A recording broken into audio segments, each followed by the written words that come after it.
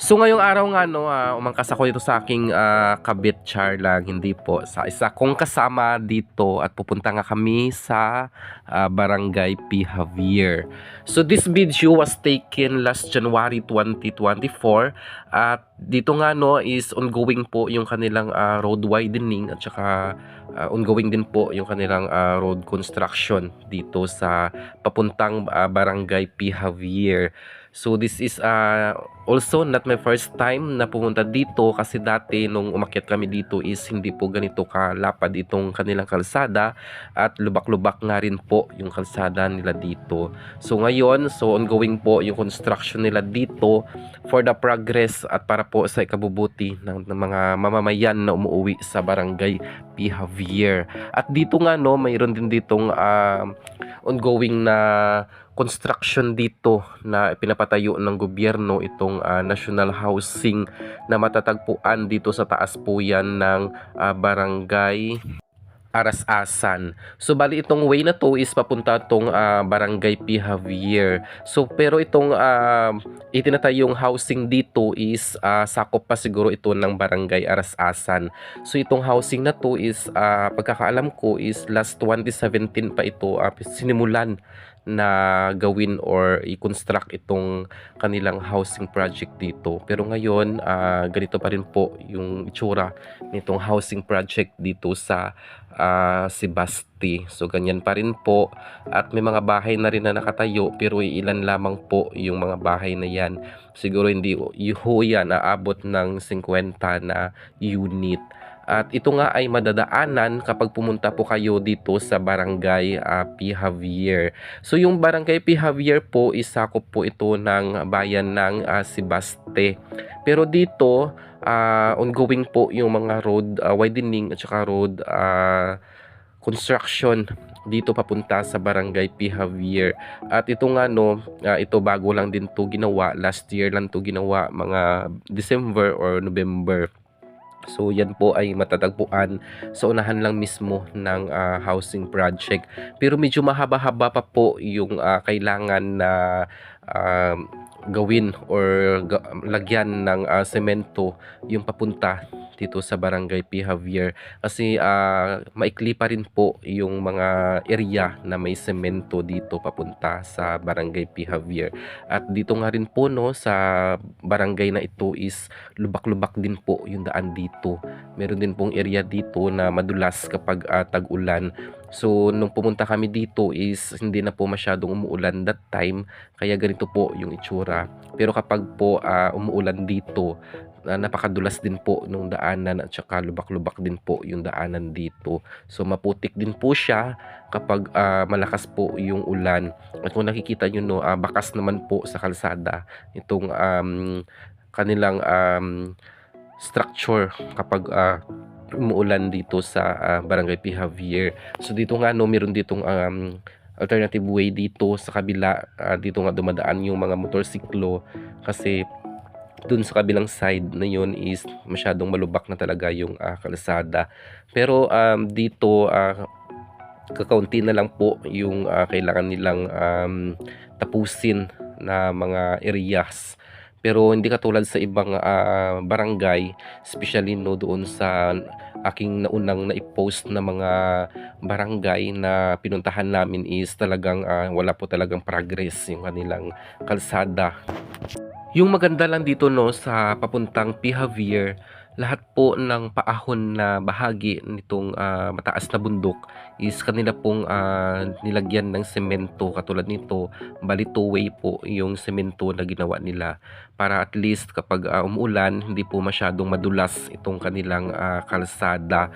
So ganun po yung ginawa nila dito. So dito rin po sa P. Javier, so hindi po natin maipagkaila na maganda po talaga yung mga view dito lalo na kapag ganitong season tag-ulan at ngayon nga no napaka-berde po talaga nitong kabundukan dito sa papuntang P. Javier. At ipopost ko rin po sa susunod na mga araw nung time na bumalik kami ngayong March 2024 dito. So kung ganito po kaganda itong kanilang bundok, so ganun din po ka pangit kapag tag-init na itong kabundukan dito. So napakaganda kapag ganito na umuulan, pero kapag tag-init wala na po ditong makikitang ganito kaberde na mga damo, kundi puro brown na. Tapos yung iba is sinusunog pa ng mga taga dito yung kabundukan dito.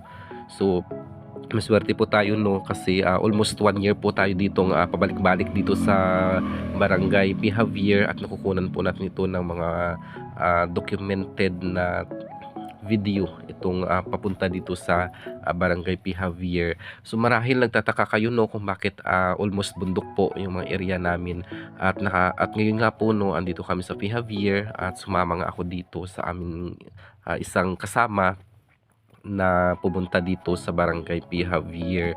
So sumama ako dito kasi may tatapusin din kami at may kailangan kaming i-resolve din dito na account dito sa Barangay P. Javier. So bali sakop po namin na bayan na dito sa Antique is itong Sebaste, Kulasi, Tibyao at saka Barbasa. So bali 4 po na bayan yung sakop namin.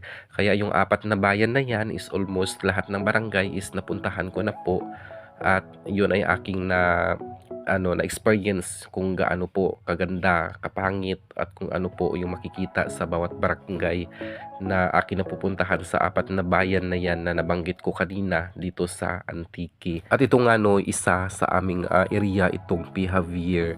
So sa kabila nito is Barangay Aligre. So yun po yung susunod natin na ipopost sa ating vlog, itong Barangay Aligre. Kasi po yung Barangay Aligre is pangit din po yung kanilang kalsada papunta doon sa kanilang barangay. Kapag umulan is masyado din pong maputik at saka madulas din po yung kanilang kalsada doon. At meron din part doon na nagiging ilog po yung kanilang kalsada kapag malakas talaga yung ulan. So dito sa P. Javier, yun lang, may part na madulas, may part na lubak pa rin, at may part pa rin na kailangan talagang i-develop kasi napakadelikado din po kapag dito kayo dumaan kapag umuulan, lalo na kapag yung motorsiklo is yung kanyang gulong is luma na. Kaya dapat kapag umakyat kayo sa mga matataas na area, so dapat prepared at saka na-check po palagi ng inyong mekaniko or kayo po mismo ang mag-check ng inyong mga motorsiklo kapag kayo ay aakyat sa mga matataas na area, lalo na po yung brake system ng ating mga sasakyan, kasi mahirap naman po pag ganitong area tapos wala ka pong brake or preno yung mga sasakyan. So dito nga, no, nakarating na kami dito sa kanilang barangay proper. So bali ganito po yung barangay proper ng P. Javier. So mga mababait din po yung mga tao dito kasi almost kausap ko na rin po yung mga tao dito sa Barangay P. Javier. At dito nga, no, meron din sila ditong covered court na ipinagawa ng ating pamahalaan or ng gobyerno dito sa Barangay P. Javier. So bali tapos na po yung kanilang covered court dito, at ito po yung kanyang itsura. So bali kami po ay pupunta doon pa sa unahan na bahagi nitong barangay. At ito nga, no, yung guide namin dito is itong bata na to is pamangkin po siya ni Kapitan, at yun po yung nagturo sa amin sa bahay ng aming isang client.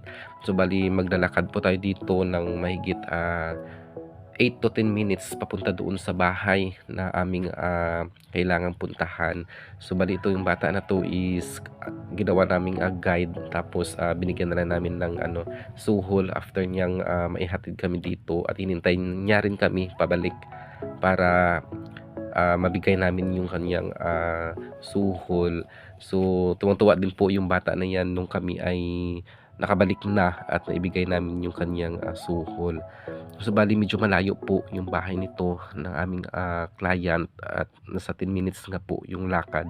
Tapos yung sa gilid is puro bangin, at kung nakikita nyo po, no, itong aking kasama is medyo mabagal maglakad at nahihirapan nga siyang maglakad kasi medyo mabangin talaga yung daanan at medyo mataas din po. At yun nga 'no, at ako nga ay nauna at iniwan ko na nga rin po siya. Tapos nung pagdating niya dito nagrereklamo siya na sabi niya is, nagugutom daw siya kasi malayo yung nilakad, tsaka malayo po yung pinuntahan namin.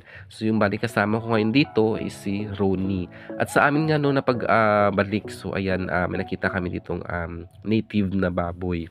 So marami po yan dito sa may Barangay P. Javier na native na baboy. Yung nagtanong ako dito is nasa 1,500 lamang po yung biik dito. Kaya pa-reserve po ako diyan doon sa client na pinuntahan namin. Pero sad to say na hanggang ngayon is hindi ko pa po nababalikan yung pina-reserve kong biik. So dito sa P. Javier 'no, nagkakalat lang dito yung mga native na baboy, or yun po yung parang kamag-anak din ng baboy ramo na native na baboy. So sa pagbalik nga namin dito 'no, at kami nga ay after namin doon sa aming client is umuwi na rin kami po. At yun nga 'no, hindi na rin naman kami nagtatagal dito after namin na confirm or makausap yung client namin dito. Kasi may mga ibang barangay pa kami na dapat naming puntahan dito sa Barangay Sibaste. So ito po yung aking ginagawa kapag wala po akong masyadong ginagawa sa loob ng opisina. Sumasama po ako dito sa field para mag-support sa aming mga staff or kasamahan sa aming trabaho. Kasi minsan nagre-request talaga sila na samahan sila dito sa field para at least meron silang support na kakausap doon sa mga client namin. Lalo na sa mga pasaway na mga client or mga client na hindi na po gumagalaw yung kanilang account. So dito nga 'no, makasulit ako dito at saka pauwi na kami. So bali ito po yung makikita natin na bundok na 'yan 'pag tayo ay nandito sa Barangay P. Javier. So hanggang dito na lang po 'no ang aking video, at tayo po ay magkikita po ulit sa susunod na mga video na aking ipo-post dito sa aking Facebook page. At pwede nyo na rin po akong i-follow sa aking YouTube channel na Lakwatcherong Colasinyo. So ayun na lamang po, bye bye.